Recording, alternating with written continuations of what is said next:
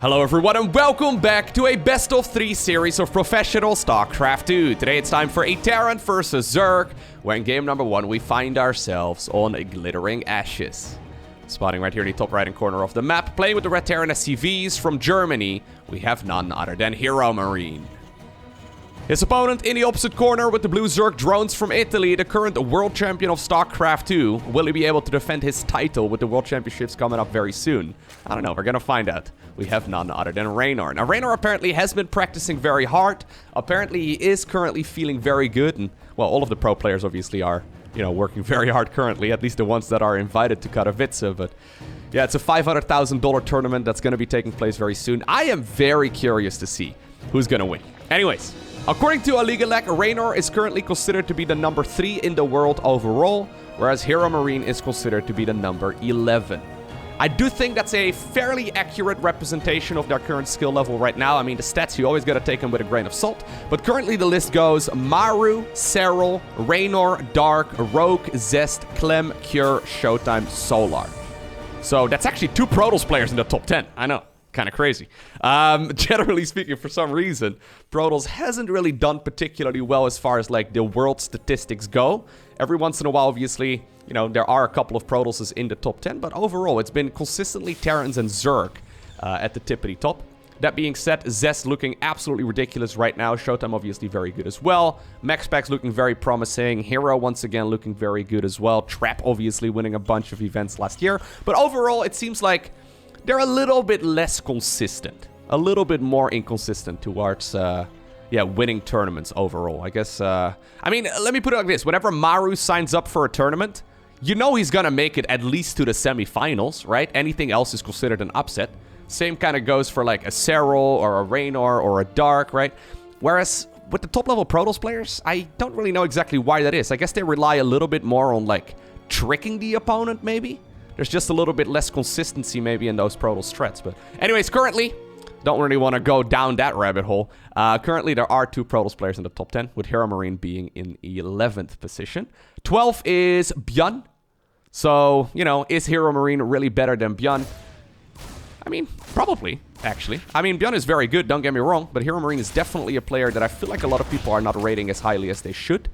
HeroMarine is ridiculously good. He's very stable. And while obviously someone like Björn, right? Björn is a previous world champion in StarCraft 2, and HeroMarine has never held that title. HeroMarine, yeah, he's never really won, like, a world championships, for example, but he's always been consistently in, like, the top 10, the top 20 ever since I personally ever started watching StarCraft 2, and that is, well, over a decade ago. That's like 12 years ago at this point, which makes me feel a little bit old. I'll be honest with you. Anyways... of course, if you are new to this channel, I do upload videos pretty much every single day, Monday through Saturday, usually. Sometimes I miss a day, sometimes I do post on Sundays as well. But overall, I do try to post regularly where I cover the best games of StarCraft 2 that have recently been played. And obviously some other content as well from time to time. But the majority of my content is indeed StarCraft casts. If you are interested in learning more about the World Championships and all that, I mean, I won't be casting it live. But as soon as the replays are available after the event wraps up, I will be trying to cast as many of the best games from that particular event as well. So if you haven't subscribed already, do make sure to do so. Just so you get notified whenever I post a new video. Anyways, we've got ourselves a Reynor right here going for that quick Zergling speed and now also into the Overlord speed upgrade. This is one of those things that Reynor really likes to do because I think his like biggest worry in life, the thing that gives him most anxiety, is dying to something stupid in a game of StarCraft 2. Like, imagine the embarrassment when you lose to like a Hellbat all-in, or like a Marauder cheese, or I don't know, a Battlecruiser opener, right? These are the sorts of openers right here that Reynor likes to go for. He likes to go for a lot of pool first as well, just to not be caught off guard against any sort of like proxy barracks. And well, in this particular game, if I'm not mistaken, he did go for that hatchery first at 16 supply. Yeah, he is apparently following it up with a safety measurement as well by going for that Overlord speed. And, well, what did he scout? He scouted a very normal build from our Terran player here. Is it necessarily worth it in this game? No.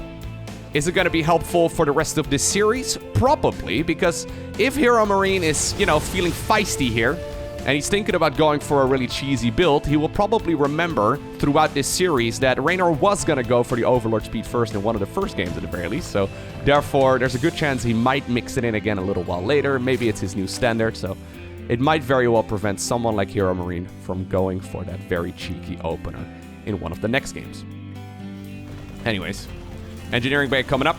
Double Engineering Bay even. And there's a lot of additional production right now as well, so HeroMarine, yeah, playing as stock standard as you can, just with a very greedy, very aggressive, economically focused opener.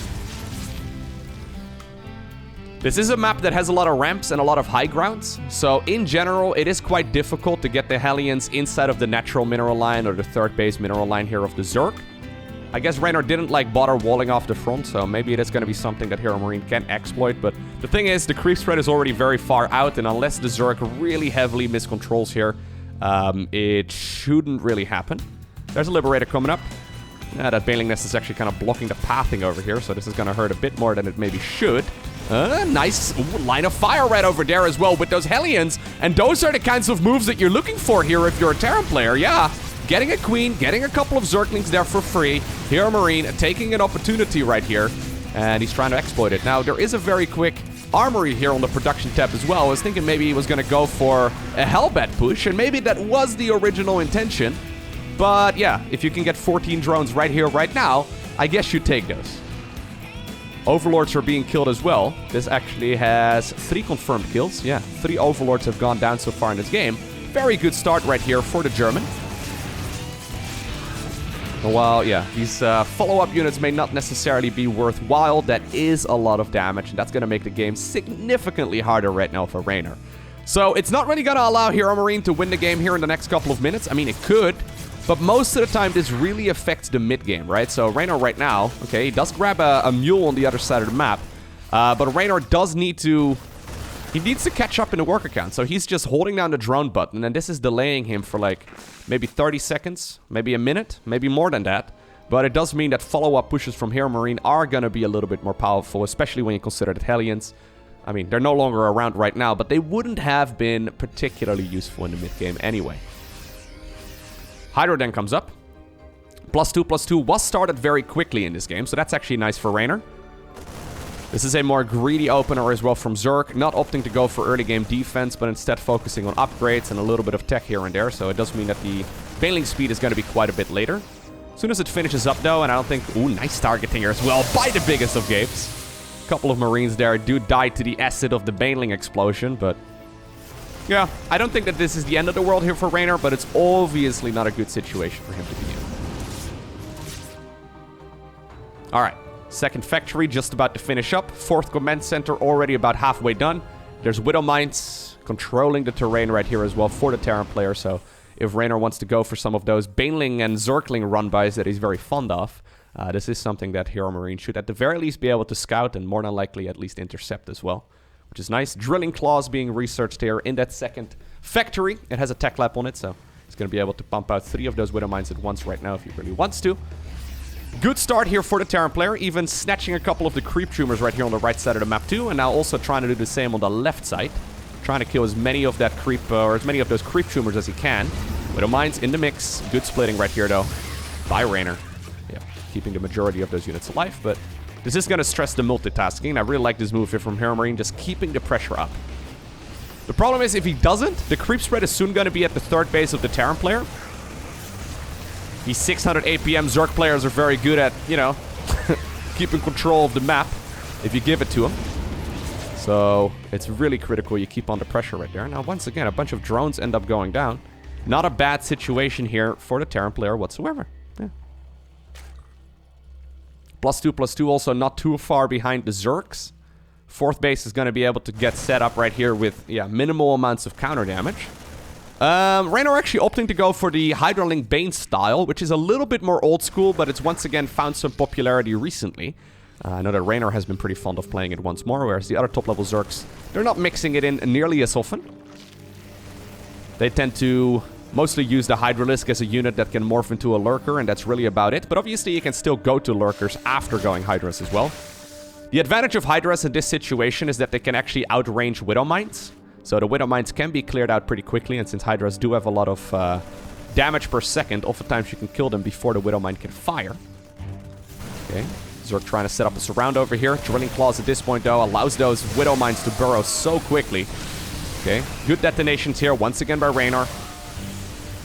I think that was a fight that was supposed to deal a lot more damage there for HeroMarine, but doesn't get the trade that he's really looking for. Dropships, though, constantly flying around. And while originally I feel like this is not really the style that HeroMarine played all too much, he really seemed to me like a parade pusher, right? Kind of what he's doing over here. Sending all of his reinforcements in one direction. This is something that he's been doing a lot more as of like the last half year, it seems. Just a lot more multitasking, a lot more... Yeah, like of the playstyle that, for example, someone like Bjorn likes to do, or, for example, someone like Clem likes to incorporate in his play as well. So there's the Hive eventually coming up, as well as that Lurker then. Problem is, though, Zerk is going to be on the defensive here until those upgrades and all of those units are out. And that's still a couple of minutes away. He's only got 75 drones right here, which really isn't that much. And ever since losing those workers early on, it's been all catch-up. Now, how exactly does HeroMarine plan on killing his opponent? A couple of different ways. Either Zerk will make, okay, a mistake, and he can just, yeah, out-multitask him and out-perform him, right? And hit him at a couple different angles, maybe kill a base, and eventually the Zerk bases are gonna run out of minerals. Or he can easily transition here into 3-3 upgrades. He can start producing the Iron Bank, which is exactly what he's doing right now, adding on additional command centers. He's gotta be careful, though. You don't want to give up the units for free. Metavex, ooh, barely will be able to join in here. I love the Marauders in the front, but eventually that is a little bit overly aggressive, and HeroMarine does lose a few units. Queens are being target fired down as well on the right side of the map in the meantime. And you can really see, right? Like, at this point, the creep spread is halted in a couple of different locations. Widowmines are getting decent trades here and there. Terran's not sitting still. It's very easy in these sort of situations to just sort of stick around on Marine Marauder and just never transition out of anything. Just try and go 4 base and try to kill the opponent, but HeroMarine is continuously pushing, not letting go off the gas whatsoever.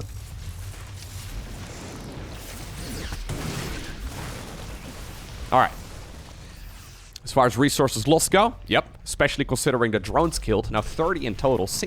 Not a single SCV has gone down this game. This is all working out very well here for the German. Here's the problem, though. Lurkers are just about to be out. Lurkers are very strong at straight-up battles, and they're very good at defending the flanks, right? Especially against this, like, multitask-heavy style that HeroMarine is going for. It's impossible for the Terran to keep track of everything, and it takes, like, one little bit of overextending. You just walk into the Lurkers for a split second for the entire army to disappear, and that's one way in which Reynor can come back. So he's going to go for both of the Lurker upgrades as well. One of them is a ranged improvement. The other one is a burrow speed improvement. And while the Lurkers, I mean, you can split them up as well. Yeah. They are kind of needed in one big location right now, I think. You don't really need all of the Zerglings and the Banelings present anymore to try and keep this Terran army back. Alright, and that's exactly what Reynor is doing right now. Going for a big run-by with Zerglings on the other side of the map. Third base of the Terran player in a little bit of trouble. Is there enough for Reynor to hold on to this base? Well, the Lurker Spines are reaching their maximum range right now. Some splits right here against the Widowmines as well. Nicely done here by the Italian Zerg. It looks like this army will be pushed back for the time being. There is a ghost here in the mix. A couple of ghosts, actually. They will stay alive for now. Yeah, okay, they're going to be able to use a, what's it called? Like a steady targeting there as well as snipe. So close. Alright, still a pretty good hit there, all things considered. But you can see this is a way in which Reynor definitely can come back. Cautiously improving his position here. And while he'd probably rather never have been in this spot in the first place, he is cleaning all of it up. And he is starting to once again gain a foothold. Ghosts are now coming out though, 4 at a time. God, this is a very good game number 1, by the way. It's very easy for the Zerg player to just have crumbled under the pressure here. It's very easy for the Terran player to accidentally overextend and lose. But you can see these two are very evenly matched. Okay. The signature move right here of the Zerg player. Killing 11 SCVs so far. It's really not that amazing. Lurker on the left side of the map as well. Somehow, some way, managed to walk all the way over here. Just stressing the multitasking of the Terran at the same time, apparently. Okay, Zerg is also moving across the map right now, or at least thinking about it. We're at 5 goes right now. Okay, 7, as of me saying that sentence or finishing that sentence. 4 more are just about to pop. Or 2 more at least are just about to pop. The lurkers can literally just walk up to the planetary fortress, burrow right next to it, and win the game. Okay, maybe not win the game, but... if Terran loses this eco, I mean, the 3rd, 4th, 5th base... he doesn't really have that much money to mine from anymore either, and considering he does have so many orbital commands but no mineral patches, it is something to worth keeping in mind. Or that's worth keeping in mind, rather. Yeah. This is where the Terran players and the Terran viewers get a little bit salty, right? I'm with you guys, okay? I do think lurkers are a little bit too strong. That being said, these snipey boys are also a little bit too strong, okay? Because they make, like, Brute Lords and Ultralisks and basically any other late-game Zerg spellcaster completely pointless to play, almost. Ultras kind of suck. Brute Lords kind of suck. And while Infestors and Vipers are not a bad idea, the Ghosts can counter those as well, so... in most situations, lurkers are indeed the go-to option. That being said, those Ghosts are now getting a lot of very good snipes, though, yeah. 10 lurkers have gone down. They are by no means cheap units, and actually a couple of them right here will be killed as well before they finish morphing in. Marine Lord, once again, finding an angle here. Zerg not really mining a whole lot on the left side of the map, and Reynor decides to give it up. Going for drones towards that section of the map instead. One Liberator here being as annoying as it possibly can be. Base over here will be killed. Reynor never really starting up his additional upgrades, by the way. That also really... well, I mean... He probably didn't forget about it. He just, yeah, hasn't really had the time and the resources to make that transition. Although I do feel like he could start it up right now. Probably too busy putting out fires around his bases and trying to deal damage on the other side of the map. God, there's a lot of ghosts. There's now 18 ghosts. That ghost transition is pretty strong, not gonna lie.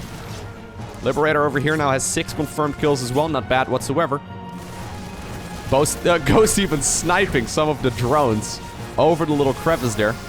Oh, yeah. Huge Widowmine hit as well. God. 2 very huge Widowmine hits. Third one is thinking of getting in on that party as well, but apparently just barely out of position.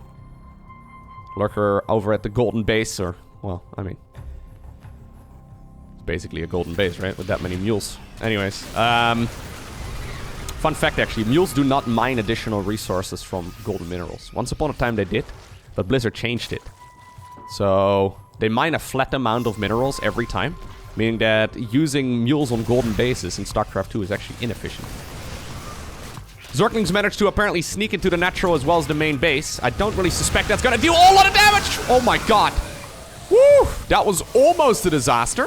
Still not great whatsoever, but the majority of the ghosts did manage to get on out of there.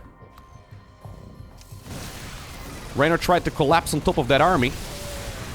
Still though, there's as many ghosts as there are lurkers right now, which I think is a pretty good situation for the Terran player, all things considered, although he does need some sort of army here as well. Maybe a little bit of an overextension right here from Reynor, though. Yeah, moving a lot of his lurkers extremely far forward. He probably thought he got more of those ghosts than he actually did. And now it's an absolute bloodbath right here in the center of the map. More lurkers will be killed. Zerglings are apparently still running around. This one thinking about going back home. But I think, nah. It's got to be charged with killing, apparently, a supply depot. Yeah, drones are going to be forced to evacuate this expansion as well, but there's not a whole lot of mineral patches for them to mine. Reynor definitely overestimating his situation in the game. He's been playing catch-up for the better part of 15 minutes right now. And I think he may have just overdone it a little bit. There's one Widowmine burrowed right next to the hatch as well, waiting for any drones to be transferred in that direction. Very good game, though, by HeroMarine. Like, genuinely, if I would have covered up the names, would you have guessed HeroMarine? You probably would have guessed someone like Amaru, or a Dream, or a Bunny, or like any of those top-tier Korean Terrans, but the game is very good. Alrighty. Game number 2. It takes place on Curious Minds. Glittering Ashes, not a particularly great map for Terran, so yeah, definitely not HeroMarine's map pick. Good for him, though, that he managed to win there. And it all came down, right? It couldn't all be traced back to that Hellion run-by in the earlier stages of the game. Reynor was sleeping on the job for a little bit. The Baling Nest was kind of blocking his Spore Crawler, and that's why he wasn't paying attention right there to his Zerglings. And his Zerglings took a bunch of fire to the face, and eventually HeroMarine managed to jump in the mineral line. And from there on out, it was playing catch-up the entire time. And, well, he got very close to coming back into that game. It just barely was not meant to be. Anyways, game number 2, Curious Minds. Let me see. I'm assuming this is HeroMarine's map pick. Also not a particularly great Terran vs. Zerg map, if you look at the statistics. So, Glittering Ashes has got a 46.8% win rate for Terrans at the pro level against Zerg. And Curious Minds a 48.8% win rate in tournament games. Not a bad map, though, all things considered. I like this one quite a bit, actually. As a Zerg player myself, I've been pretty fond of going for cheeky little roach pushes on this map, I'll be honest with you. Maybe not necessarily all-ins, but, you know, roaches are pretty slow without their roach speed upgrade. But since obviously the distance they need to travel on a map like this is pretty short, it is pretty nice to go for some more aggressive builds. That being said, there is a ramp right over here, which is probably the main reason why we don't really see it at the pro level all too often. There is a ramp right over here that Terran players can try and take control of in the early game, and roaches kind of derping up towards that high ground can be a bit of a mess. Trust me. I know a double marine opener actually, or opener rather, here from HeroMarine. He's looking for that Overlord. Probably expecting it to go up to that pillar. Instead, the Overlord decided to take a bit of a different path. Additional supply depots required. It's going to be a dead Ovi. The entire opener right here from HeroMarine has been made to try and deflect this sort of shenanigans. He doesn't want to be scouted later on into this game, so... Does that mean right here that HeroMarine has got something cheeky in mind? He has gone for the second Gas Geyser a little bit quicker than he did in the previous game. So I am expecting a more conventional 1-1-1 right here. Oh, already 3 Marines out on the map. Yeah. This could have obviously backfired, right, for the Terran player if it was a pool first opener. I wasn't actually paying very close attention right there from Reynor, but I don't think it was, judging here by the timing of everything.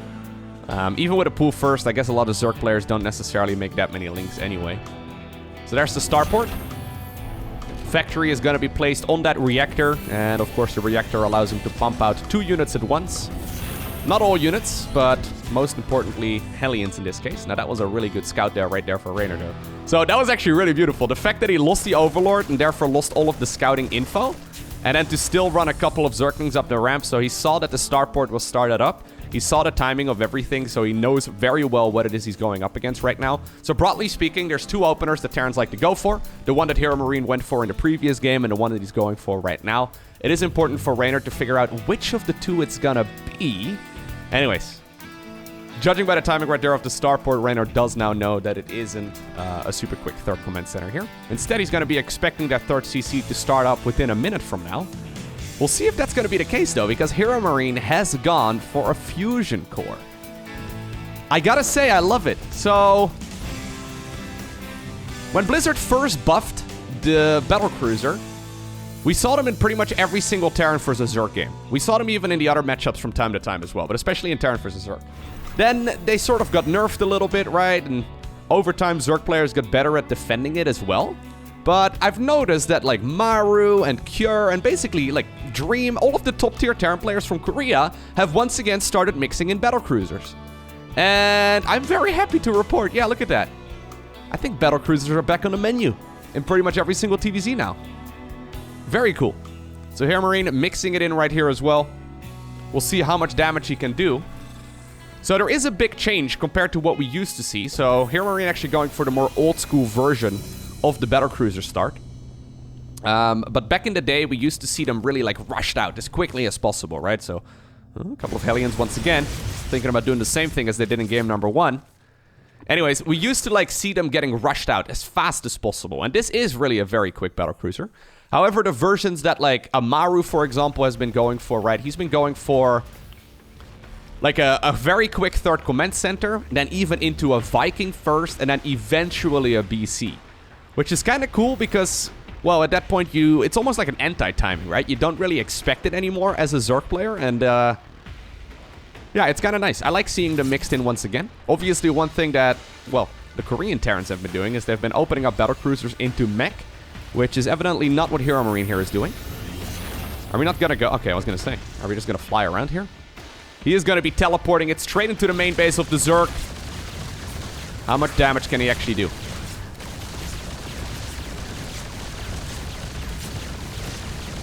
Yeah, so these are a little bit different from what we used to see back in the day.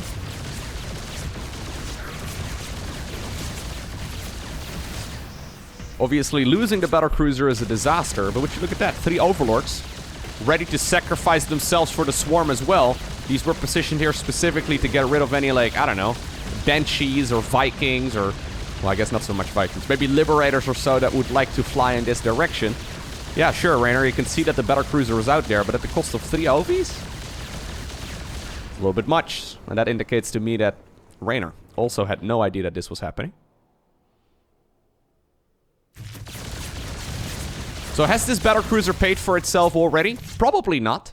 But one thing to keep in mind as well is if this would have been like an aggressive push here from Reynor, right? Say Reynor wants to go for an all-out assault in a little bit. That Battlecruiser is still very good at cleaning up Zerglings and Banelings in the early game. It's still going to be very good at killing Roaches and Ravagers. It's only a single BC.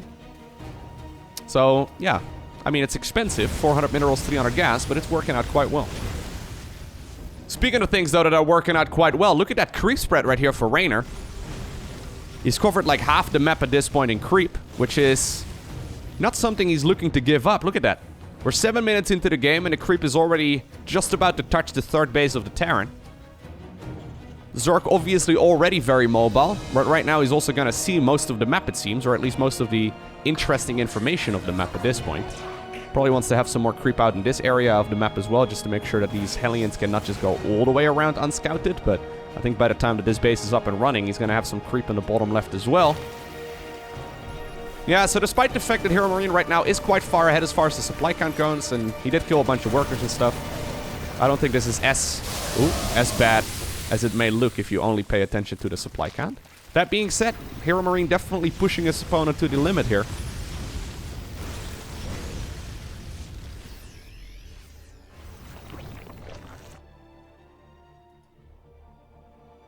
There we go. Just having a couple of Banelings out on the map. I guess they're gonna try and run in eventually, but... yeah, Gabe is so good, man. People really don't give Gabe as much credit, I think, as he deserves. I don't know. Like, let me put it like this. Whenever people discuss the best Terran players in the world, I feel like people don't really bring up HeroMarine as often as they should. Maybe it's also because Clem has kind of, like, stolen a lot of that spotlight over the last couple of years. Being another European Terran player. Anyways. Playing a very stellar series here so far. Okay, now this is a sandwich and a half. Nice pickup as well. Very quick clicking. HeroMarine does lose a bunch of units, and I think in the end that was still a good trade right there for Reynor. But that could have literally been 40 supply down the drain, right? If all of these units would have died, that would have been a pretty significant problem. Battlecruiser once again to come back in, or ready to come back in for more. Just being annoying.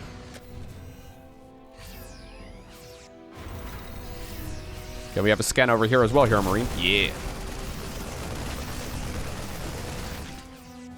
Come on. There's 3 more. Guess he's busy looking at other things. Ooh, couple of Banelings in the tall grass. Nice splits once again, though. Very good splits right there, considering he probably didn't see that until the absolute last moment.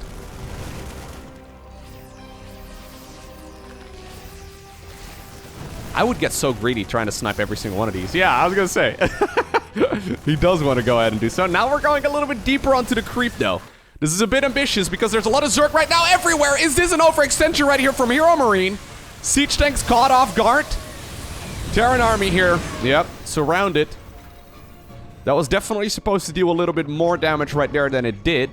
And immediately, upon that conclusion, we do have the lair transitioning towards a hive, as well as a Hydra then, so we'll probably once again go into lurkers. Reynor, though, still has a lot of army. He's got a good amount of eco as well. I'm assuming on the left side, yeah, we have the Battlecruiser now with 15 kills. The BC fighting its own battles. A couple of Liberators over here as well. They don't really want to fly into the range right there of those queens if they don't have to. Okay, Lurker then comes up. Big contrast, by the way, in this game compared to the previous one. 4th CC here for the Terran player is non-existent. So this is a far more aggressive Terran build right here from HeroMarine, which is why losing those army units is far more painful this game. In the previous one, he had like 8 Battlecruisers. He had like 8 command centers on the back of it.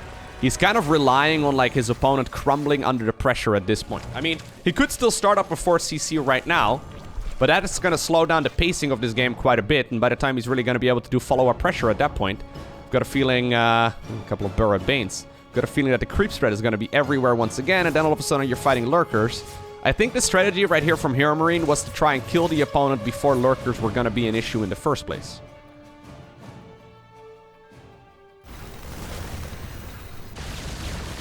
Yeah, this is the I'm going to try and smother you with aggression and hope you die in the process build. That's the official name. Alright. Once again, though, there's aggression everywhere. 4 different angles at once.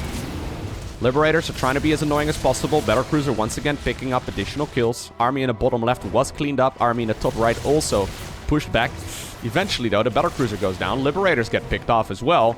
And what seemed like a promising start right there for HeroMarine is once again not really working out for him. As soon as Lurkers hit the battlefield, there's really not a whole lot that Terran can do. Yeah, look, the main base is running out. Natural expansion is running out. He's going to need to reposition those orbital commands, and obviously he can fly them around if he wants to. But...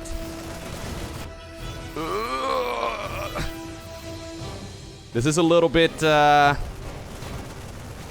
is becoming a little bit painful right here. Zerg has plenty of mineral fields to mine from. They're not really concerned about any of this. Creep spread still looking mighty fine. Wow, this is some nice kiting over here. Oh, Banelings. Banelings burrowed over here too. Okay, nicely done. Right there by HeroMarine, dude. This guy's playing some stellar StarCraft. I don't think the strategy that he's going for right here is working out. But he's playing a best of 3. He's playing a series of StarCraft 2. He's soon going to be going for his final engagement, I think. Okay. He knows that once Lurkers are fully upgraded, there's not much he can do. Still, though, this is a huge amount of Terran. Is there not just a huger amount of Zerg? I think that might just be... GG is cool. There it is. Huger is definitely a word now, okay? Next up, we are on Hardwire. Every single TVZ I've seen on this map recently has involved Terran players going for Battlecruisers into mech. I've also seen a lot of cheeses, actually. I'm trying to think, what builds have I seen? I've seen a lot of Proxy Rex on the other side of the map. Not really HeroMarine style. And I've seen quite a few of those mech openers recently.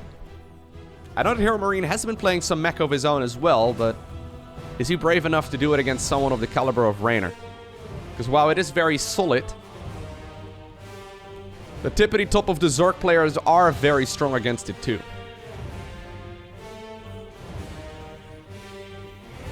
Okay. Nothing out of the ordinary here.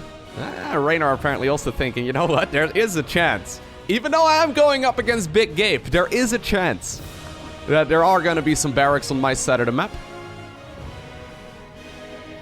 Pool first is just a little bit safer. It's mostly a confidence thing, right? I discussed this in a recent game of StarCraft 2 as well, but it does put you ever so slightly behind, but it does give you a little bit of a safety in the early game as well if you are concerned about getting cheesed. So it's one of those moves that Zerg players generally make when they think they're better than the opponent. In a standard game, at least. Alright, so 6 Zerglings are going to be coming up. And then eventually a Gas Geyser and everything, too. Command Center on the low ground right here for Big Ape. There's a Reactor. Straight into the Reactor. No scouting here whatsoever by HeroMarine, but I think he should be okay against the pool first. 2 Marines will probably be out by the time that these Zerglings manage to run across the map. It's going to be a tight timing, though.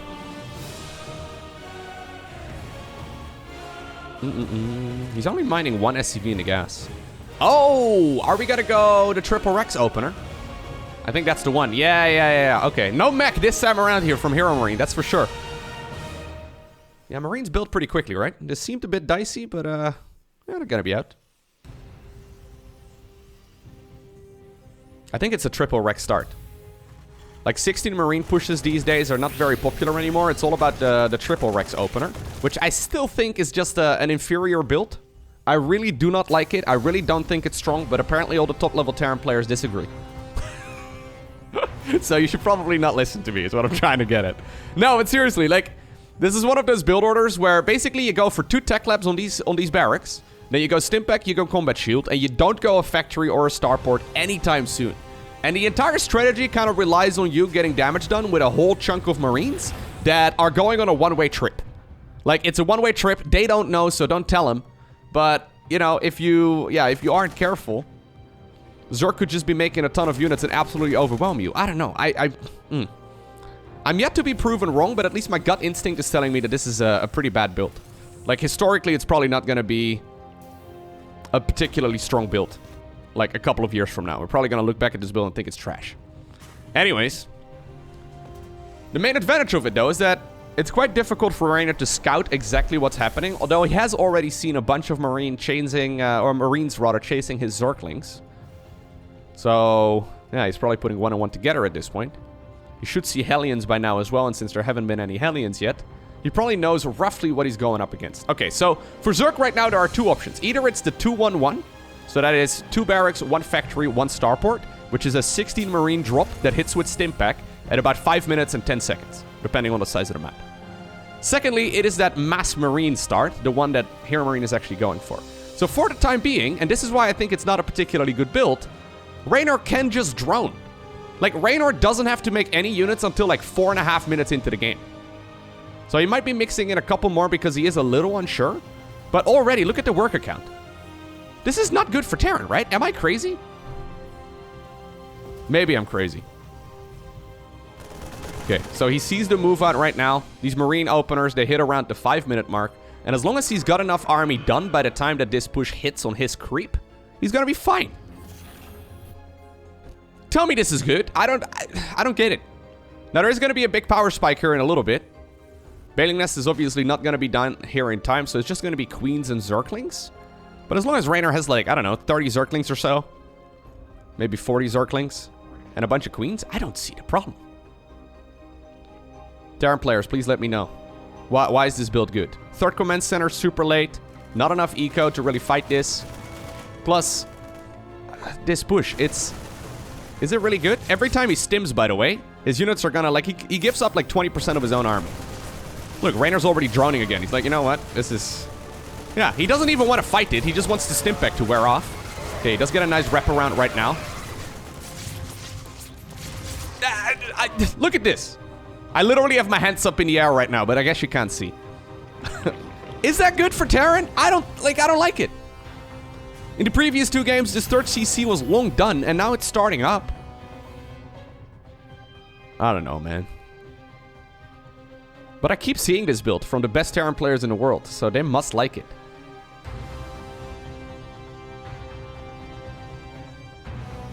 Yeah, I don't know. Anyways, eventually there are going to be medevacs. Eventually there are going to be siege tanks.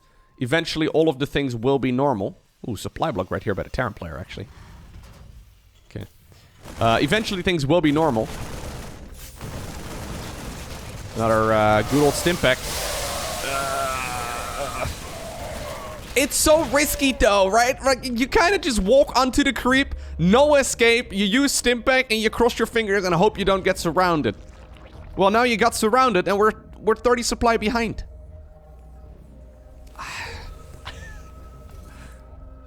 I don't like this opener. Anyways. +1 is finishing up right now. Are we got, like, now, this follow-up push would have been nice, right? But, like, really? We are playing the TLMC version of the map, by the way. I'm just looking at the direction that this group of medevacs is flying. The TLMC version of the map is the tournament edition of this map, and it's got a little thing right over there. The ladder edition of this map, so the one that most players will be playing, doesn't have that. The difference is that in the ladder edition of the map, you can put 2 siege tanks over here and siege them up side by side. Yeah, okay. It's stupid. Blizzard hasn't fixed it. For some reason, they decided to use the 0.1 edition of the map. on the ladder rather than the, 1.0 edition, which you would imagine. Anyways, they've never bothered fixing it. I could make a video ranting about that, but I don't know, man. It's been bothering me. Not really something you play against all too often, but yeah, if they accidentally would have hosted up the wrong map, I'm pretty sure HeroMarine would have gone for that cheeky little, ledge. There would have been some StarCraft drama. Do you replay the map? Who's at fault? Is it the admin? Is it the person, the referee that, like, hosted the lobby? Good bit of StarCraft drama if a siege tank would be dropped over there. Anyways, that was a nice engagement. I like that a lot better. At the same time, HeroMarine, okay. Now unleashing his might on the right side of the map, too. Huh. Now I'm liking this position a whole lot better for our Terran. Way better. He's caught up in the worker count. Yeah, the last 2 minutes here have been really good. But I feel like that is something that the Zerg players, if this build continues being popular, because it's only been around for a little while at this point, if this build continues being popular, I think they'll figure out what the perfect follow-up is as well. We've seen very quick burrow researches. I like it. A couple of burrowed Banes. Left, right, and center.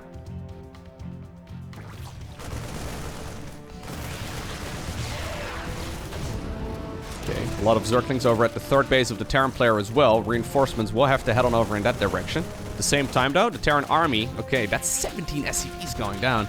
The Terran army is once again out. Out on the map, that is.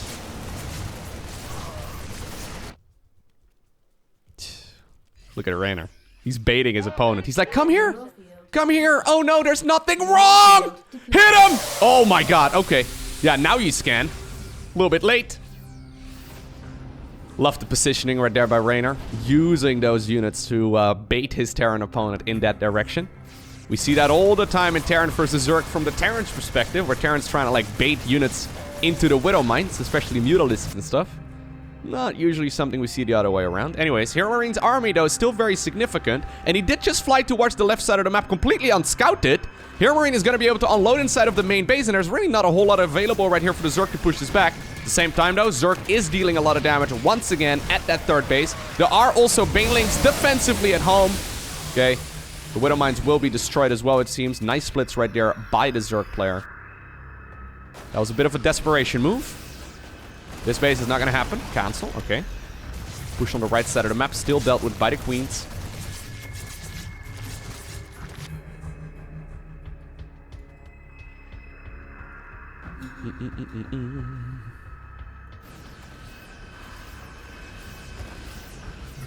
Alright. Ugh! Nope, that's not it. Can't make mistakes like that. Not at this level. How that Widow Mine just managed to connect over there, I don't know, but anyways. The push will be cleaned up, it seems. Still some elevator play inside of the main base. Queen's still trying to be as annoying as possible right here on the right side of the map. Lings apparently somehow, some way, still managed to survive a couple of them, so 4 SCVs will go down. I'm looking at the supply count, and I'm kind of anticipating a very major advantage here for Zerg, but I guess that Reynor, despite the fact that he's got 69 drones, which is pretty nice, he hasn't really been able to mine from that fourth base very much, I guess.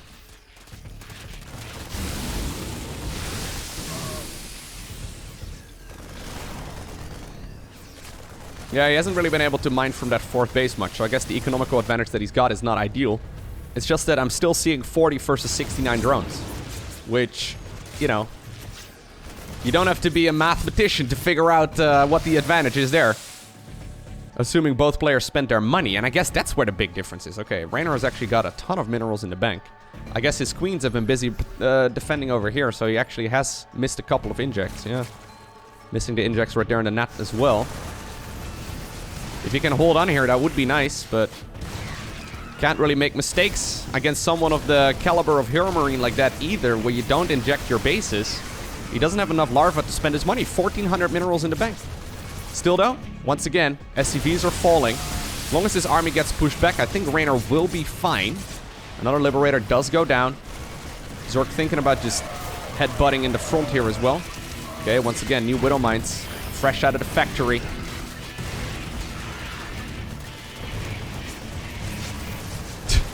queens have not been busy transfusing at all. Yeah, we just see new queen production right now because they have been very valuable. 20 workers now remain here for the Terran player. This is HeroMarine's last leg. He needs to somehow, some way obtain the victory right here, right now. And despite the fact that Reynor has dropped the ball a little bit here on the macro, he started spending his money by adding on additional queens. He doesn't even really need this 4th base that badly, right? Like, very good control here by HeroMarine, don't get me wrong, but... I guess that's the caster curse, huh? He's been doing a good job microing his army over the last couple of minutes, except for whatever I said just now. Anyways, yeah, that was painful. Bit of a messy game here from the both of them. But I'm pretty sure Reynor is the one that comes out ahead here. I mean, there's no way you can hold on, right? With, I guess mules are really good. Yeah, mules are really good. So temporarily, at least, that Terran eco is going to be pretty nice. If Reynor has anything to say about it, though, it's not going to be for long, because once again, Zerglings are on the other side of the map doing those relentless counterattacks the entire time. Queens over here, Banes and Lings and, well, Widowmines trying to maximize their damage. GG, though, is cool, as Terran is only at 11 workers at this point in the game. I hope you enjoyed watching today's video. Today I want to give a special shout out to the Patreon supporters. I know I haven't really mentioned them all too much recently in the YouTube outro, but yeah, thank you guys for the support. If you want to become a Patreon supporter as well, head on over to patreon.com/LowkoTV. And of course, if you made it all the way onto the end of this video and you enjoyed it, make sure you hit the subscribe button so you get notified as soon as future videos go live. Hey, don't forget to smile, alright? And I'll see you once again in the next one.